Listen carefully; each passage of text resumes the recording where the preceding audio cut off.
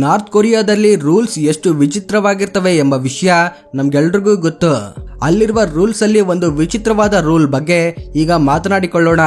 ಈಗಿನ ನಾರ್ತ್ ಕೊರಿಯಾದ ಸರ್ವಾಧಿಕಾರಿ ಕಿಮ್ ಜಾಂಗ್ ಉನ್ನ ತಂದೆ ಕಿಮ್ ಜಾಂಗ್ ಇಲ್ 17 ವರ್ಷಗಳು ನಾರ್ತ್ ಕೊರಿಯಾನ ಆಳಿದ ಮೇಲೆ 2011ರಲ್ಲಿ ಹಾರ್ಟ್ ಅಟ್ಯಾಕ್ ನಿಂದ ಸತ್ತು ಹೋಗ್ತಾನೆ. ಸೊ ಇವರ ಪುಣ್ಯ ಸ್ಮರಣೆಯ ಅಂಗವಾಗಿ ಪ್ರತಿ ವರ್ಷ ಇವರ ಪುಣ್ಯ ಸ್ಮರಣೆಯ ಸಮಯದಲ್ಲಿ 11 ದಿನಗಳ ಕಾಲ ನಾರ್ತ್ ಕೊರಿಯಾದಲ್ಲಿ ಯಾರು ನಗಬಾರದು, ಇಷ್ಟೇ ಅಲ್ಲದೆ ಆಲ್ಕೋಹಾಲ್ ಕುಡಿಬಾರದು, ಶಾಪಿಂಗ್ ಮಾಡಬಾರ್ದು, ಮತ್ತೆ ಹಾಲಿಡೇಸ್ಗಾಗಿ ವೆಕೇಶನ್ಸ್ಗೆ ಯಾರು ಹೋಗಬಾರ್ದು. ಹಾಗೂ ಈ 11 ದಿನಗಳಲ್ಲಿ ಯಾರದಾದ್ರೂ ಜನ್ಮದಿನ ಇದ್ರೆ ಅವರು ಅವರ ಜನ್ಮದಿನವನ್ನ ಆಚರಿಸಬಾರ್ದು. ಒಂದ್ ವೇಳೆ ಈ 11 ದಿನಗಳಲ್ಲಿ ಯಾರಾದ್ರೂ ಸತ್ತು ಹೋದ್ರೆ ಗಟ್ಟಿಯಾಗಿ ಆಳಬಾರ್ದು. ಮತ್ತೆ ಈ 11 ದಿನಗಳ ಮುಗಿದ ಮೇಲೆ ಮಾತ್ರ ಆ ಶವವನ್ನ ಹೊರಗಡೆ ತೆಗೆದುಕೊಂಡು ಬರಬೇಕು. ಈ 11 ದಿನಗಳ ಸ್ಮರಣೆಯ ಸಮಯದಲ್ಲಿ ಮದ್ಯ ಸೇವಿಸ್ತಾ ಸಿಕ್ಕಿಬಿದ್ದ ಕೆಲವರನ್ನ ಅಪರಾಧಿಗಳು ಅಂತ ಪರಿಗಣಿಸಿ ಅವರನ್ನ ಅರೆಸ್ಟ್ ಮಾಡಿ ತೆಗೆದುಕೊಂಡು ಹೋಗ್ತಾರೆ. ಆದ್ರೆ ನಂತರ ಅವರು ಕಾಣೆಯಾಗ್ತಾರೆ. ಇಷ್ಟೇ ಅಲ್ಲದೆ 2021ರಲ್ಲಿ ಒಬ್ಬ ವ್ಯಕ್ತಿ ತುಂಬಾ ಫೇಮಸ್ ಆಗಿದ್ದ ಸ್ಕ್ವಿಡ್ ಗೇಮ್ ಸೀರೀಸ್ ಕಾಪಿಗಳನ್ನ ಇಲ್ಲೀಗಲ್ ಆಗಿ ನಾರ್ತ್ ಕೊರಿಯಾದಲ್ಲಿ ಮಾರಾಟ ಮಾಡ್ತಿದ್ದಾನೆ ಅಂತ ಆತನಿಗೆ ಮರಣ ದಂಡನೆಯನ್ನ ವಿಧಿಸ್ತಾರೆ. ಹಾಗೂ ಅದನ್ನ ಕೊಂಡುಕೊಂಡು ನೋಡಿದ ವಿದ್ಯಾರ್ಥಿಗಳಿಗೆ 5 ವರ್ಷಗಳ ಜೈಲು ಶಿಕ್ಷೆಯನ್ನ ವಿಧಿಸ್ತಾರೆ. ಇಷ್ಟೇ ಅಲ್ಲದೆ ಆ ಸ್ಕೂಲಲ್ಲಿದ್ದ ಎಲ್ಲಾ ಶಿಕ್ಷಕರನ್ನ ಸಸ್ಪೆಂಡ್ ಮಾಡಿ ಅವರನ್ನ ಎಲ್ಲೋ ಗಣಿಗಳಲ್ಲಿ ಕೆಲಸ ಮಾಡಲು ಕಳುಹಿಸ್ತಾರೆ. ಇದರಿಂದ ಅಲ್ಲಿ ರೂಲ್ಸ್ ಎಷ್ಟು ಕಠಿಣವಾಗಿರ್ತವೆ ಅನ್ನೋದನ್ನ ನೀವು ಅರ್ಥ ಮಾಡಿಕೊಳ್ಳಬಹುದು.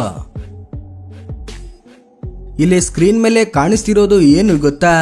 ಇದೊಂದು ಹ್ಯಾಂಡ್ ಬ್ಯಾಗ್.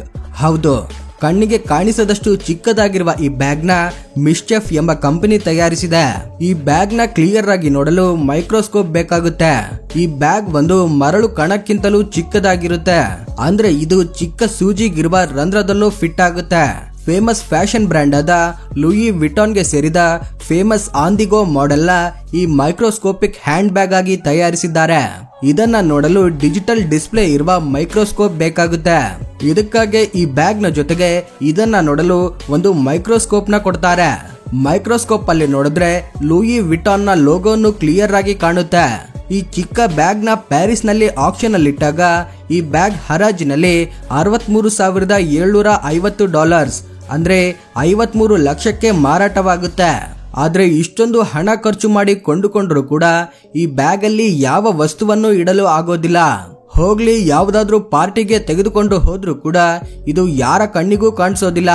ಒಂದ್ ವೇಳೆ ಅಪ್ಪಿತಪ್ಪಿ ಈ ಬ್ಯಾಗ್ ಎಲ್ಲಾದ್ರೂ ಕೆಳಗಡೆ ಬಿದ್ರೆ ಮತ್ತೆ ಸಿಗೋದು ಕೂಡ ಕಷ್ಟವಾಗಬಹುದು. ಈ ಬ್ಯಾಗ್ ಬಗ್ಗೆ ನಿಮ್ಮ ಅಭಿಪ್ರಾಯ ಏನು ಅನ್ನೋದನ್ನ ಕಮೆಂಟ್ ಮೂಲಕ ತಿಳಿಸಿ. ಸಾಮಾನ್ಯವಾಗಿ ನಾವು ಆನ್ಲೈನ್ ಅಲ್ಲಿ ಚಾಟಿಂಗ್ ಮಾಡುವಾಗ, ಮೆಸೇಜಸ್ ನ ಕಳುಹಿಸುವಾಗ ನಮ್ಮ ಎಮೋಷನ್ಸ್ ನ ಫೀಲಿಂಗ್ಸ್ ನ ಎಕ್ಸ್ಪ್ರೆಸ್ ಮಾಡಲು ಎಮೋಜಿಸ್ ನ ಬಳಸ್ತೇವೆ. ಈಗಿನ ದಿನಗಳಲ್ಲಿ ಈ ಎಮೋಜಿಸ್ ನ ಬಳಸೋದು ತುಂಬಾ ಹೆಚ್ಚಾಗಿದೆ.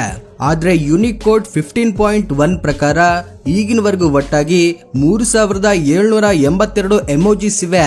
ಹಾಗೂ ಕಾಲಕ್ಕೆ ತಕ್ಕಂತೆ ಆಗಾಗ ಹೊಸ ಎಮೋಜಿಸ್ ಆಡ್ ಆಗ್ತಾನೆ ಇರ್ತವೆ.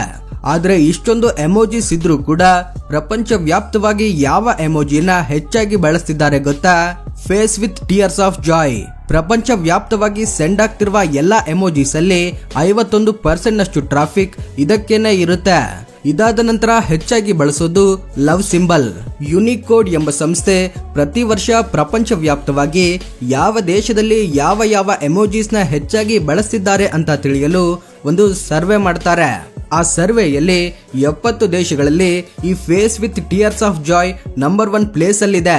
ಹಾಗಾದ್ರೆ ನಮ್ಮ ದೇಶದಲ್ಲಿ ಹೆಚ್ಚಾಗಿ ಬಳಸುವ ಎಮೋಜಿ ಯಾವುದು ಗೊತ್ತಾ? ನಮಸ್ಕಾರ ಮಾಡ್ತಿರುವಂತೆ ಇರೋ ಈ ಎಮೋಜಿ. ಆದ್ರೆ ನೀವು ಹೆಚ್ಚಾಗಿ ಯಾವ ಎಮೋಜಿಸ್ ನ ಬಳಸ್ತೀರಾ ಅನ್ನೋದನ್ನ ಕೆಳಗಡೆ ಕಾಮೆಂಟ್ ಸೆಕ್ಷನ್ ನಲ್ಲಿ ಟೈಪ್ ಮಾಡಿ. ರೀಸೆಂಟ್ ಆಗಿ ವಿಜ್ಞಾನಿಗಳು ಪ್ರಪಂಚದಲ್ಲೇ ಅತ್ಯಂತ ಬಿಳಿಯಾಗಿರುವ ಪೇಂಟ್ ನ ತಯಾರಿಸಿದ್ದಾರೆ. ಆದ್ರೆ ಆಗಲೇ ವೈಟ್ ಪೇಂಟ್ ಇದೆ ಅಲ್ವಾ, ಮತ್ತೆ ಹೊಸ ಪೇಂಟ್ ಯಾವುದು ಅಂತ ಅನ್ಕೊಳ್ಬೇಡಿ.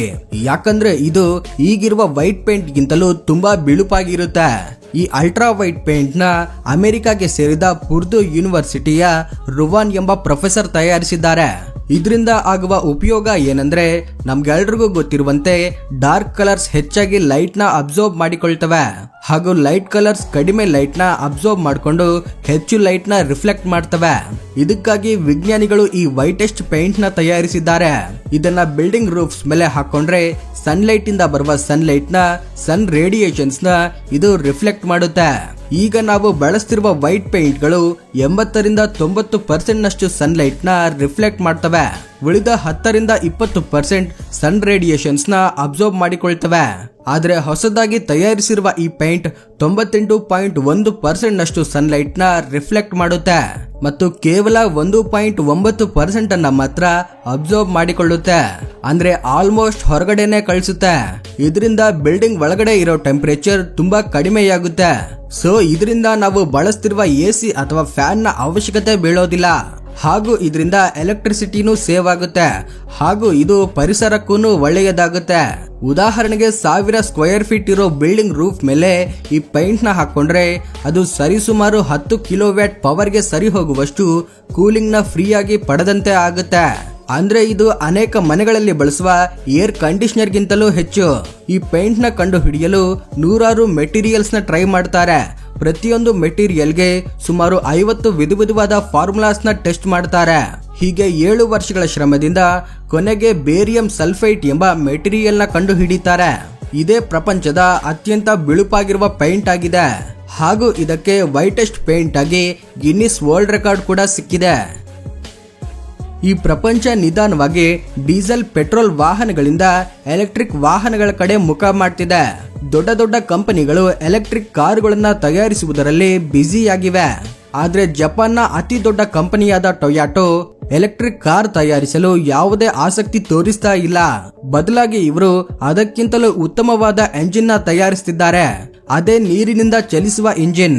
ಹೌದು, ಟೊಯಾಟೋ ಶೀಘ್ರದಲ್ಲೇ ನೀರಿನಿಂದ ಚಲಿಸುವ ಕಾರುಗಳನ್ನ ತೆಗೆದುಕೊಂಡು ಬರಲಿದೆ. ಈ ಕಾರ್ ಇಂಜಿನ್ ನಲ್ಲಿ ನಾವು ನೇರವಾಗಿ ನೀರನ್ನ ಹಾಕಬಹುದು. ಎಲೆಕ್ಟ್ರೋಲೈಸಿಸ್ ಪದ್ಧತಿ ಮುಖಾಂತರ ನೀರಿನಿಂದ ಹೈಡ್ರೋಜನ್ ಹಾಗೂ ಆಕ್ಸಿಜನ್ ನ ಬೇರ್ಪಡಿಸಿ ಈ ಹೈಡ್ರೋಜನ್ ನ ಇಂಧನವಾಗಿ ಬಳಸಿಕೊಂಡು ಎಂಜಿನ್ ನ ರನ್ ಮಾಡ್ತಾರೆ. ಮತ್ತೊಂದು ವಿಷಯ ಏನೆಂದ್ರೆ ಈ ಇಂಜಿನ್ ನಿಂದ ಯಾವುದೇ ಮಾಲಿನ್ಯ ಆಗೋದಿಲ್ಲ. ವಾಹನದ ಎಕ್ಸಾಸ್ಟ್ ನಿಂದ ಹೊಗೆ ಬದಲಾಗಿ ವಾಟರ್ ಪಾರ್ಟಿಕಲ್ಸ್ ಬರ್ತವೆ. ಆದ್ರೆ ಈ ಎಂಜಿನ್ ಪ್ರಸ್ತುತ ಈಗ ಟೆಸ್ಟಿಂಗ್ ಸ್ಟೇಜ್ ಅಲ್ಲಿದ್ದು ಶೀಘ್ರದಲ್ಲೇ ಮಾರ್ಕೆಟ್ಗೆ ತರ್ತೇವೆ ಅಂತ ಟೊಯಾಟೋ ಹೇಳ್ತಾ ಇದೆ. ನಾಯಿಗಳು ಮನುಷ್ಯರ ಕಾಲಿನ ಮಧ್ಯೆ ವಾಸನೆ ಯಾಕೆ ನೋಡ್ತವೆ? ಇದಕ್ಕೆ ಕಾರಣ ಏನು?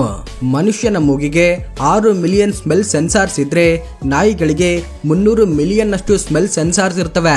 ಸ್ಮೆಲ್ ಸೆನ್ಸಾರ್ಸ್ ಕೆಲಸ ಮಾಡಲು ಉಪಯೋಗವಾಗುವ ಜಾಕಬ್ಸನ್ ಎಂಬ ಅಂಗ ನಾಯಿಗಳ ತಲೆ ಮೇಲೆ ಇರುತ್ತೆ.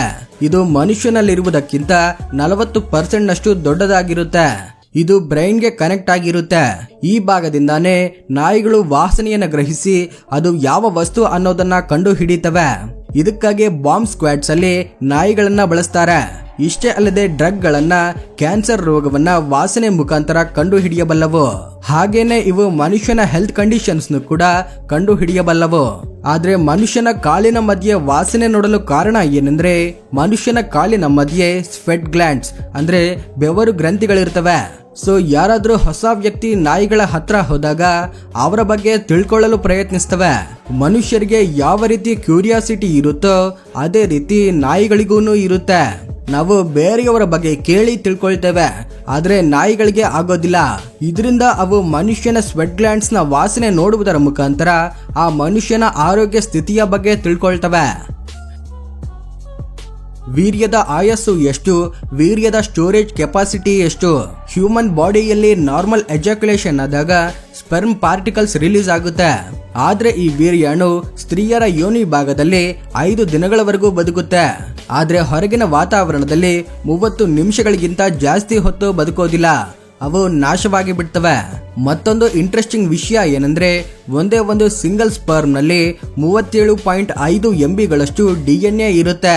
ಸೊ ಈ ಕ್ಯಾಲ್ಕುಲೇಷನ್ ಪ್ರಕಾರ ಒಂದು ಸಿಂಗಲ್ ಎಜಾಕ್ಯುಲೇಷನ್ ನಲ್ಲಿ 1587.5 TBಗಳಷ್ಟು DNA ಇನ್ಫಾರ್ಮೇಶನ್ ಟ್ರಾನ್ಸ್ಫರ್ ಆಗುತ್ತೆ.